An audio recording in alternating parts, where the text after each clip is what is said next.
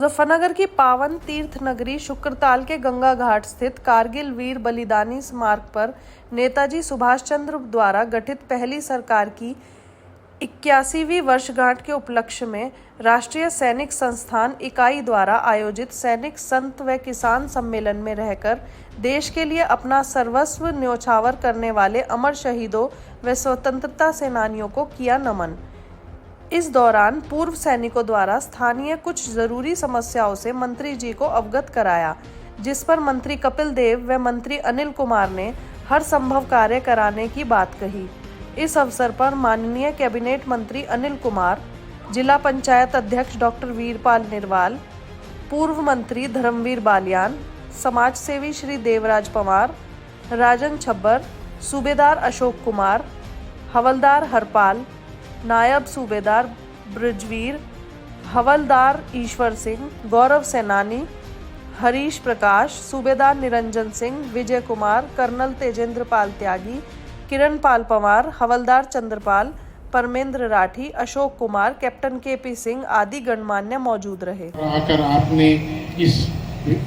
संस्थान को, इन लोगों को अपने शब्दों में संजोया, वो नित्य ही एक सराहनीय और उत्तम कदम है। हमारी आदरणीय ब्रह्मा कुमारी बहन जी, जो कि यहाँ सुखदेव जी में बहुत ही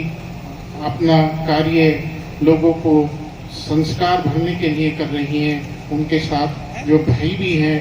और सभी ने बहुत ही सुंदर अपने विचार यहाँ पर प्रकट किए। मैं आपको बताना चाहता हूँ कि मैं इन पूर्व सैनिकों के साथ अभी नहीं, मैं 50-60 वर्ष से ही जुड़ा हुआ हूँ। जबकि जो मतलब हमारे यहाँ योगेंद्र नारायण जी एक जिला अधिकारी होते थे, तो 2 पूर्व सैनिकों को ले जाकर मैंने उनका कार्य उनसे कराया था जब मेरी 15-16 वर्ष की ही आयु थी, कि ये देश की रक्षा करते हैं और इनके परिवार की रक्षा का जिम्मेदारी आपको है। तो ये कहकर उन्होंने वो कार्य कर दिया था। इसी तरीके से आदरणीय वीरेंद्र वर्मा जी, स्वामी कल्याण देव जी ने हमने और भीमसेन देशवाल जी विंग कमांडर होते थे, हम सब ने लोगों ने मिलकर पूर्व सैनिक सम्मेलन का आयोजन किया था, जिसमें उप थल सेनापति निरंजन सिंह मलिक जी भी आए थे और उसमें हमने बहुत भारी संख्या में जो है सिलाई मशीनें और कंबल और दूसरी चीजें वहाँ पर वितरित की थी और उसमें सब लोगों के सहयोग से उस कार्य को किया था। हम सब जानते हैं 1999 के अंदर किस प्रकार से पाकिस्तान की हरदर्मी के कारण से, उसकी धींगा मस्ती के कारण से वो कारगिल के क्षेत्र में घुस करके अतिक्रमण करके देश की जो अतिक्रमण की सीमा है उसको घुसपैठ करके किस प्रकार से प्रवेश किया। लेकिन आदरणीय अटल बिहारी वाजपेयी उनके नेतृत्व में देश के नौजवानों ने, देश की सेनाओं ने सीने अड़ा दिए, गोलियां अड़ा दी, पीछे नहीं हटे, बलिदान भी हुए, कुर्बान भी हुए, लेकिन उसके बावजूद भी सैनिकों को वहां से खदेड़ करके ही वापस लौटे। निश्चित रूप से ऐसे नौजवानों को मैं नमन करता हूँ। 1965 का हो, 1971 का हो,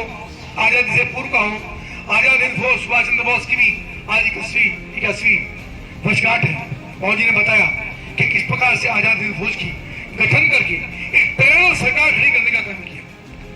किसी कवि ने गाया, दे दी हमें आजादी बिना खड़क बिना ढाल, साबरमती के संत तूने कर दिया कमाल। तो उसकी किसी कवि की भावनाएं हो सकती हैं, लेकिन उन सब क्रांतियों को अपार है। सुभाष चंद्र बोस जैसे